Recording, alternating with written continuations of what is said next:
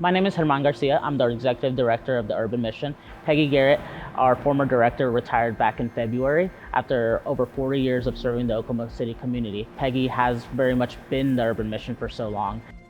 This year has been really interesting, primarily because the beginning of the year saw increased numbers due to COVID.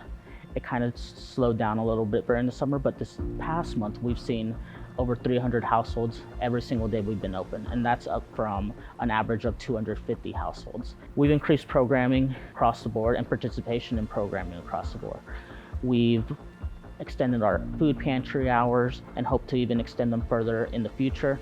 We've allocated more resources and they've been able to serve over 1,000 kids for our school supply program. Our Spark program is fully enrolled. We're seeing over 25 students enrolled in that program. It saw the return of Summer Spark this year as well. Our school supply program served over 1,000 kids. And then our Santa Store program, which is coming back indoors this year, we'll see over 1,000 kids enrolled in that program as well. For the past 2 years, we've operated as a drive-through, and so just bringing it back indoors is gonna just add to the magic of that experience because it allows all the family to be involved. One of the biggest struggles we have today is that our in-kind donations from our retail recovery partners have gone down drastically. We've gone from receiving over 8,000 pounds of food on a regular retail recovery trip to just under 5,000 pounds of food.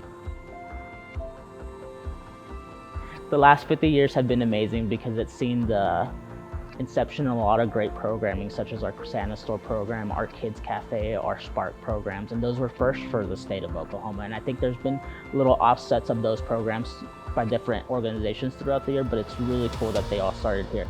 And so I've learned a lot about the history of the mission. I understand this beginning of the mission at Second Presbyterian Church and our move here to our location on Portland. And it's amazing to see how much it's come from then. I know some people will talk about how the pantry literally started out of an actual closet. And now we have this humongous warehouse and we're able to see hundreds of families a day.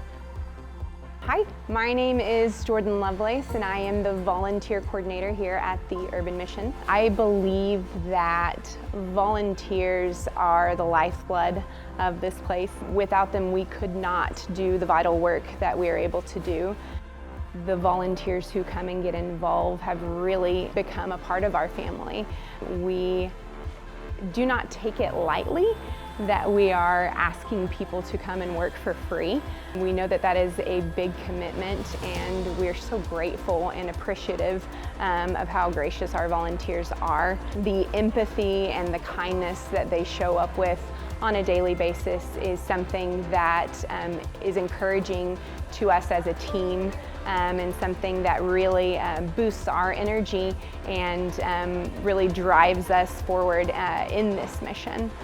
Something that I love about the mission is that I leave every day knowing that I was able to meet a need immediately in the moment.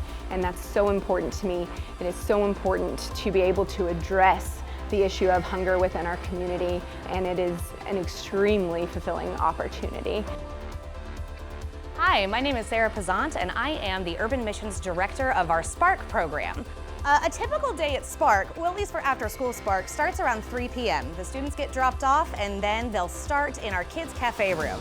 In there, they've got cubbies for all of their stuff. Every kid has been given a reading workbook to help them work through their level of reading comprehension. And then they will see on the whiteboard what our schedule is for that day, what we'll be doing, whether we're going to be doing individual reading, reading in the cafe or the library, heading to the art room for a project, and then just to make sure that the kids get all of their energy out, we'll spend some time in the gym or outside on our brand new playground.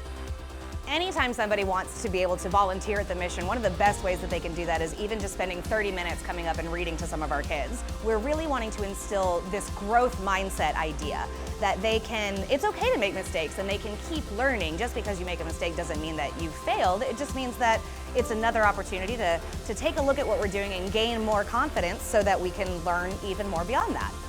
I believe that Spark and programs like it are so important to the mission and for the kids here at the mission, because the world really needs us all to be able to use our brains the best way that we can to make a world that's going to be there when these kids grow up.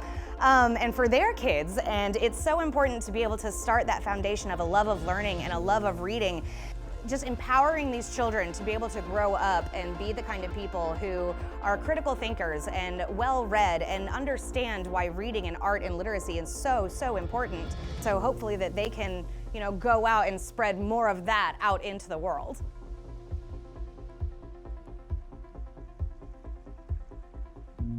Thank you again for attending Golden Gala. You guys are always the ones that step up when we need you the most, and for that we'll forever be grateful to you.